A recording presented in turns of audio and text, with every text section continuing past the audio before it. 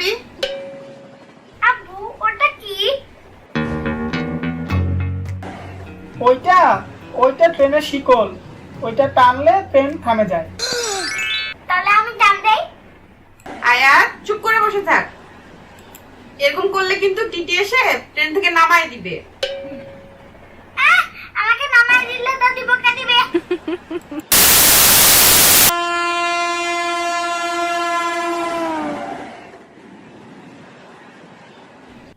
হইছে, এবার ব্যাগগুলা সিএনজি তে উঠাতে হবে।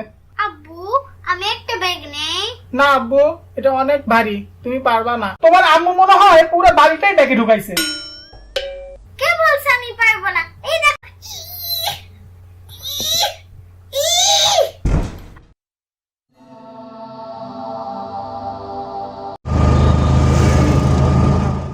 আব্বু দাদি ভাইয়ের কত দূর? আব্বু অত কথা বলো না, চুপ করে বসে থাকো তো। আম্মু দাদি ভাইয়ের কত দূর? চুপ করে বসে থাক। না আমাকে যাইতেই হবে।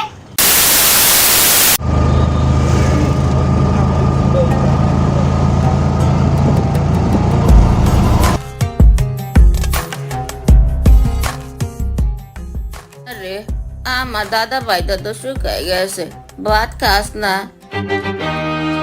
আমার ভাত খাইতে ভালো লাগে না, আমার বার্গার খাইতে ভালো লাগে। বগার আবার কি জিনিস?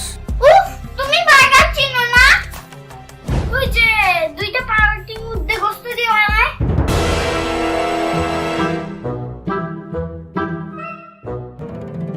ও আয়াত, তুমি আসছো? চলো আমরা খেলতে যাই। ওকে চলো, এক বছরের খেলা একদিনে খেলবো আজকে আমরা।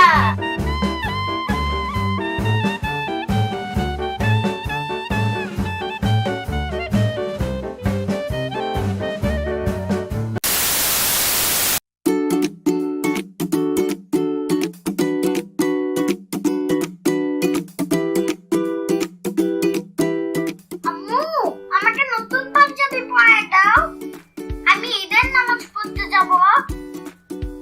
আচ্ছা দেখি তো নতুন পাঞ্জাবি কোথায় রাখছি। যা এবার দাদিকে সালাম করে আয়, তাহলে দাদি তোকে ঈদ সালামি দিবে। ও ইয়েস দাদি, আসসালামু আলাইকুম। আহা খাইছি রে, এবার তো টেহা দেওয়ান লাগবো। তা পাইছে আমি দাও, ঈদে মাঠে যাইতে হবে না?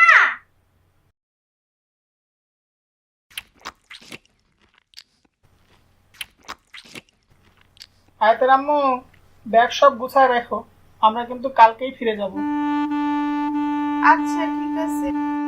আমরা কালকেই চলে যাব, আর একটা দিন থাকি না প্লিজ। না বাবা, কালকেই যাইতে হবে, আমার অফিস আছে না। আমার তো ইচ্ছে হয়নি, আমি তো যাব না। আমরা তো আবার আসবো, মন খারাপ করো না। আম্মু ঠিকই বলছে বাবা, আমরা আবার আসবো।